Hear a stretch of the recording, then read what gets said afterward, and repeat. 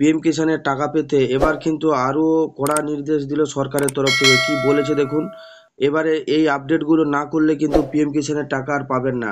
আধারের নাম না মিললে আটকে যাবে পিএম কিষানের কিস্তি, জেনে নিন কারণীয়। কারণ সরকারের তরফ থেকে আরও কড়াকান্তি করতে চলেছে এই পিএম কিষানের টাকা পাওয়ার নিয়ম। কারণ পিএম কিষানের টাকা পেতে গেলে অনেকগুলো আপডেট কিন্তু ইতিমধ্যেই আপনাদেরকে করে নিতে হবে। তাই কিন্তু পিএম কিষানের টাকা ছাড়তে দেরি হচ্ছে। সরকারের তরফ থেকে আরও নির্দেশ দিয়েছে, কি দিয়েছে দেখুন। জুন মাসের শেষের পথে, আর এই সময় দেশের লক্ষ লক্ষ কৃষক অধীর আগ্রহে অপেক্ষা করেছে পিএম কিষাণ যোজনার 20তম কিস্তি পাওয়ার জন্য। যদিও এখনো সরকারের তরফ থেকে কোনো প্রকার টাকা পাওয়ার যে তারিখ ঘোষণা করা হয়নি। বন্ধুরা, যদি আমার ভিডিওগুলি আপনাদের ভালো লেগে থাকে অবশ্যই আমার চ্যানেলটি সাবস্ক্রাইব করবেন এবং পাশে থাকা বেল আইকন টিপল অপশানটি অন করে রাখবেন, যাতে এরকম নতুন নতুন ভিডিও আপনারা আগেই দেখতে পান। জুন মাসের শেষের পথে, আর এই সময়ে দেশে লক্ষ লক্ষ কৃষক অধীর আগ্রহে অপেক্ষায় করে রয়েছেন পিএম কিষাণের 20তম কিস্তি পাওয়ার জন্য। যদিও এখনও সরকারিভাবে কোনো নির্দিষ্ট তারিখ ঘোষণা করা হয়নি। বিভিন্ন সূত্রের খবর অনুযায়ী প্রধানমন্ত্রী নরেন্দ্র মোদী আগামী জুলাই মাসের প্রথম সপ্তাহে এই কিস্তি কৃষকদের ব্যাংক অ্যাকাউন্টে ছাড় করতে চলেছেন। মানে বুঝতেই পারছেন, মোটামুটি ছাড়তে চলেছেন। এই আশাটা কিন্তু সবাই করছি, আমরাই অনুমান করছি। সরকারের তরফ থেকে কিন্তু কোথাও কোনো আপডেট দেয়নি যে আপনারা এই জুন মাসে বা জুলাই মাসে পেতে চলেছেন, এরকম কোনো আপডেট নেই। যখন আপডেট আসবে আপনারা কিন্তু নিশ্চয়ই আমার এই চ্যানেল থেকে জানতে পেরে যাবেন।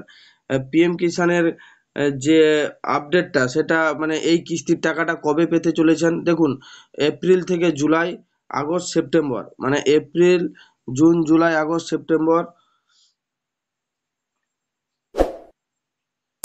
তারপরে কি বলেছে দেখুন, 2024 সালে জুনে 17তম কিস্তি এবং চলতি বছরে 2024 সালে জুনে 17তম কিস্তি এবং চলতি বছরে ফেব্রুয়ারিতে 19তম কিস্তি দেওয়া হয়েছিল। সেই হিসাবে 20তম কিস্তি জুলাইয়ের শুরুতেই দেওয়ার সম্ভাবনা রয়েছে।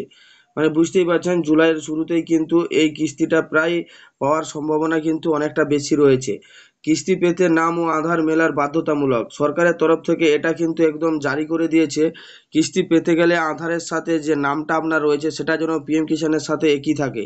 কোনো প্রকার একটা ওয়ার্ডের যদি কোনো সমস্যা থাকে বা একটা অক্ষরের যদি কোনো সমস্যা থাকে, তাহলে কিন্তু আপনাদেরকে এই পিএম কিষাণ থেকে বাদ দিয়ে দিতে পারে। সরকারিভাবে কিন্তু এই আপডেটটা চলে এসছে। কি বলেছে, পিএম কিষাণ যোজনার আর্থিক সহায়তা পেতে গেলে কৃষকদের নামটি অবশ্যই আধার কার্ডের সঙ্গে পুরোপুরি মিলে যেতে হবে। অনেক সময় কৃষকদের নাম স্থানীয় ভাষা বা ভুল বানানে এন্ট্রি হয়। সেখানে আধারের পুরো নাম দেওয়া থাকে, যেমন মাঝের নাম থাকে ইংরেজিতে থাকে ইত্যাদি। এতে অন্য মিল না হওয়ায় তথ্য মিল না হওয়ায় অনেক ক্ষেত্রেই কিস্তি আটকে যায়। মানে বুঝতেই পারছেন, তথ্য যদি না মিলে, মানে আধার কার্ডের যদি কোনো একটা অক্ষর ভুল থাকে আর পিএম কিষাণের সাথে যদি মিল না হয়, তাহলে কিন্তু আপনাদেরকে এই সমস্যায় পড়তে হতে পারে। তারপরে এখানে কি বলেছে দেখুন, কি করবেন যদি আপনার আধারের সাথে নাম ভুল থাকে। তাহলে দেখুন, এখানে পিএম কিষাণ ওয়েবসাইটে যেতে হবে, ফার্মার কর্নারে যেতে হবে, আপডেট সেলফ রেজিস্ট্রেশন ফার্মারের উপরে ক্লিক করতে হবে। আধার নম্বর এবং ক্যাপচার দিয়ে সঠিক নাম দিয়ে সাবমিট করতে হবে। দেখুন, আমি এটা জাস্ট আপডেটটাই আমি আপনাদেরকে দিচ্ছি। এরপরে কিন্তু পুরো ডিটেলসে লাইভ ভিডিও করে কিন্তু নাম চেঞ্জ করার, আধারের সাথে যে নাম চেঞ্জ করার পদ্ধতি, সেটা কিন্তু আমি আপনাদেরকে দেখিয়ে দিব। তাছাড়াও বলবো, যদি আপনার এরকম কোনো সমস্যা থাকে, নিকটবর্তী কোনো সিএসসি সেন্টারে গিয়ে কিন্তু এই কাজটি করে নিতে পারবেন। আর পিএম কিষাণ যে অনলাইন পদ্ধতি, নিকটবর্তী সিএসসি সেন্টার, কৃষি দপ্তর অফিসে যান এবং সঙ্গে সমস্ত ডকুমেন্ট নিয়ে যান। কী কী ডকুমেন্ট এখানে কিন্তু বলেই দিয়েছে, আধার কার্ড, জমির কাগজ, ব্যাংকের পাসবই, পিএম কিষাণ আইডি। মানে পিএম কিষাণ আইডি যদি থাকে, আর যদি না থাকে আধার কার্ড নিয়ে গেলেই ওরাই বের করে নেবে।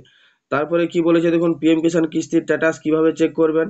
এটা আমি আগেও অনেকবার দেখিয়েছি, পিএম কিষাণ কিস্তির স্ট্যাটাস চেক করার পদ্ধতি। কারা এই প্রকল্পের জন্য যোগ্য, নিম্নলিখিত শর্তাবলী মানলে আপনি 20তম কিস্তির জন্য যোগ্য। আপনি ভারতীয় নাগরিক হতে হবে, আপনার নিজের নামে চাষযোগ্য জমি থাকতে হবে, আপনি ছোট বা প্রান্তিক কৃষক হতে হবে, আপনি যদি মাসে 10,000 টাকার বেশি পেনশন পান আপনি অযোগ্য, আপনি যদি আয়কর আইন করে থাকে তাও অযোগ্য, কোনো ইনস্টিটিউশন জমির মালিক হলে স্কিমের আওতায় পড়বেন না। নাম কিভাবে যাচাই করবেন সেটাও আমি আগে দেখিয়েছি। আমি জাস্ট আজকে এই আপডেটটাই দিলাম যে যদি কোনো প্রকার কোনো সমস্যা থাকে আধার কার্ডের সাথে পিএম কিষাণের নাম যদি ভুল থাকে তাহলে কিন্তু এবারের কিস্তি নাও পেতে পারেন। সরকারের থেকে সরকারের তরফ থেকে কিন্তু অনেক স্ট্রিক্টলি আপডেট দিয়ে দিয়েছে। আর কি বলেছে, এখানে অফিসিয়ালি কিছু নাম্বার রয়েছে, এই নাম্বারের সাহায্যে কিন্তু আপনারা এই কাজগুলো করতে পারবেন। আর যারা এখনো পর্যন্ত ইকেওয়াইসি আপডেট করেননি তারা অতি অবশ্যই ইকেওয়াইসিটা আপডেট করে নিন, নাহলে কিন্তু আপনারা টাকা পাবেন না, এবারের কিস্তি কিন্তু আটকে যাবে। সরকারের তরফ থেকে এই আপডেটটা কিন্তু আজ আমি আপনাদের সঙ্গে শেয়ার করলাম। যদি আমার এই ভিডিওটি আপনাদের ভালো লেগে থাকে অবশ্যই আমার এই চ্যানেলটি সাবস্ক্রাইব করবেন এবং পাশে থাকা বেল আইকনটি অল অপশানটি অন করে রাখবেন, যাতে এরকম নতুন নতুন আপডেট আপনারা সবার আগে পান। থ্যাংক ইউ বন্ধুরা, ধন্যবাদ।